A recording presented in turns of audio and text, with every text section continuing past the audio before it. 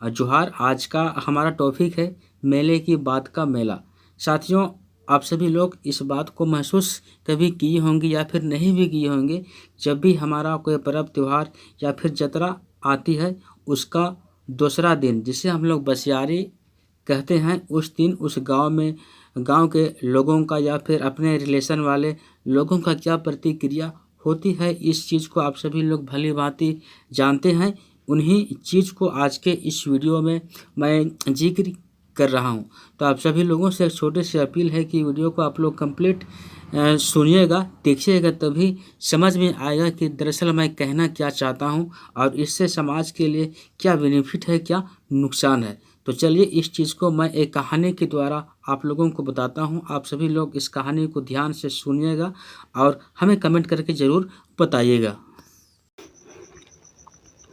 मैं आपको एक ऐसी व्यक्ति के बारे में बताने जा रहा हूं जो सबों के माननीय है। इनकी उम्र लगभग 55 साल है। सुखी संपन्न और बड़ा परिवार का मुखिया है। गांव के सभी लोग उनका कहना मानते हैं। गांव में सबसे ज़्यादा पढ़े लिखे, समझदार और सुलझे हुए आदमी है। हर विषय की थोड़ी ना थोड़ी जानकारी जरूर होती है। उनके पास गांव के सभी लोग सलाह मशवरा के लिए उनके पास आया करते हैं।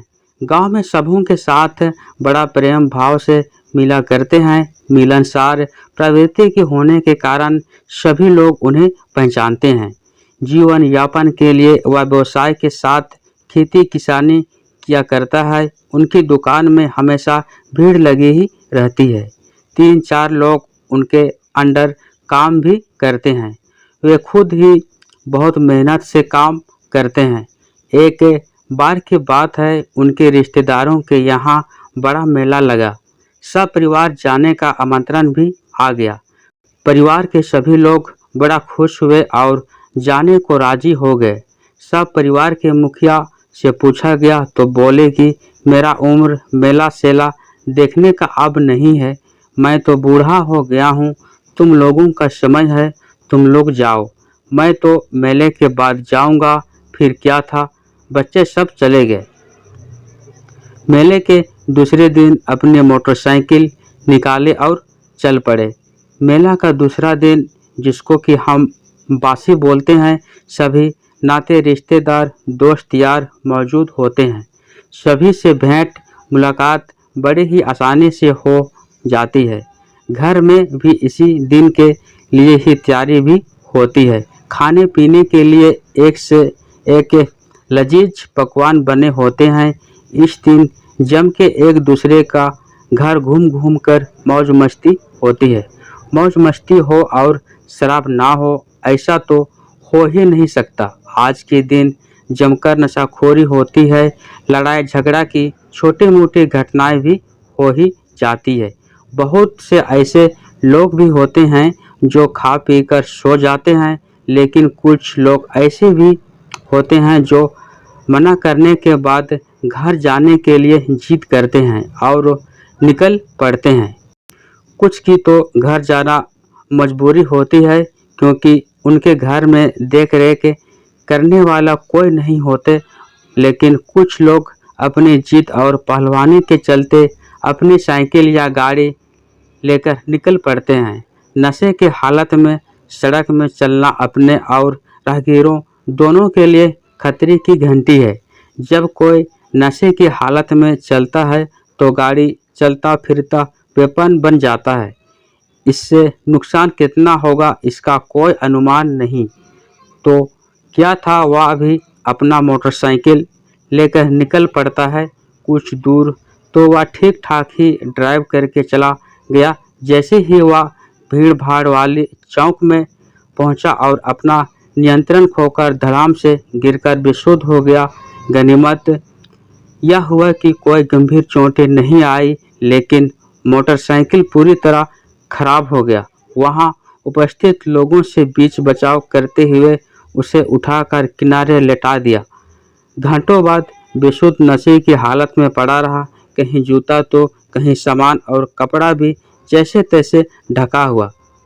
चूँकि सब उनको पहचानते थे और उनकी इस अवस्था को देखकर खूब जंग हंसाई हुई। सारा इज्जत मिट्टी में मिल गया। जब उनको होश आया तो बहुत ही शर्मिंदा महसूस उन्हें होने लगी। किसी से नज़र मिलाने की हिम्मत नहीं हुई। इज्जतदार लोगों के लिए यह बहुत बड़ी लॉस है, क्योंकि इज्जत प्रतिष्ठा ही उनके लिए बहुत कुछ होता है। मान प्रतिष्ठा और इज्जत कमाने में वर्षों लग जाती है। हर कोई इसको हर हाल में बचाए रखना चाहते हैं। आदिवासी समाज में यह स्थिति और भी विकट है। नशा करने के बाद जब हम ड्राइव करते हैं तो गाड़ी पर से हमारा नियंत्रण कम हो जाता है और दुर्घटनाग्रस्त हो जाते हैं। ऐसी दुर्घटनाएं कभी कभार बहुत महंगी पड़ जाती है, आंग भंग हो जाता है और ज़िंदगी भर के लिए अपाहिज हो जाते हैं और परिवार को बोझ बन जाते हैं। कुछ बदनसीब परिवार ऐसे भी होते हैं जो अपने सहारे की लाठी को खो देते हैं। परिवार को इसका खमियाजा जिंदगी भर झेलना पड़ता है। बच्चों का भरण पोषण और पढ़ाई लिखाई भी प्रभावित होता है। हमारे पर्व त्योहार, शादी विवाह और उत्सव सब मिलजुल कर खुशियाँ मनाने का एक तरीका है। इस दिन सभी नाते रिश्तेदार और दोस्त यार साथ में होते हैं। कभी कभार खुशियों के साथ इस माहौल में आती हो जाता है। जाने अनजाने में एक दूसरे से झगड़ा कर बैठते हैं, खुशी का माहौल को गंभीर बना देते हैं। खुशियाँ मनाना हमारे लिए भारी पड़ जाता है।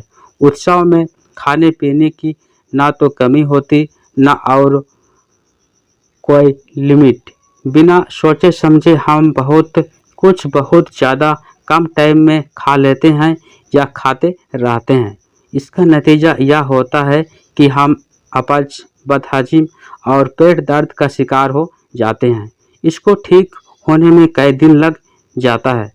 जब हम उत्सव में नशापान करके लड़ाई झगड़ा करते हैं, हो हल्ला करते हैं या गाली गलौज करते हैं, इससे माहौल बिगड़ता है, क्योंकि हमारे साथ हमारे बच्चे भी होते हैं। वे इन सब चीज़ों को देखते हैं। इन सब चीज़ों का उनके दिमाग में गहरा प्रभाव पड़ता है। इन सब चीज़ों को देखकर वे भी सीख जाते हैं। समाज में अक्सर देखने को मिलता है कि उत्साह वाले माहौल को लंबे खींचने की कोशिश करते हैं। आदिवासी समाज में ऐसा देखने को अक्सर मिल जाता है। अगर गांव में मेला या जतरा एक दिन का हो तो उसका असर घर में 2 से 3 दिन और रहता है। लोगों का मिलना जुलना लगा ही रहता है। ये ठीक है या गलत, मैं इसके बारे में कुछ नहीं बोलना चाहता हूँ। समय इसको अपने आप ही ठीक कर देगा। इससे कामकाज बड़ा प्रभावित होता है। समय और पैसे दोनों की बर्बादी होती है। घर के लोग इस सेवा कार्य में लगे हुए होते हैं, थक जाते हैं, परेशान हो जाते हैं। शादी विवाह में तो स्थिति और बदतर होती है। साथियों, इस टॉपिक के द्वारा मैं ये बताने का प्रयास किया हूँ जो हमारे क्षेत्रों में जतरा पर्व होती है और उस जतरा पर्व के दूसरे दिन गांव का क्या स्थिति होती है, वहाँ का क्या हाल विहाल होता है।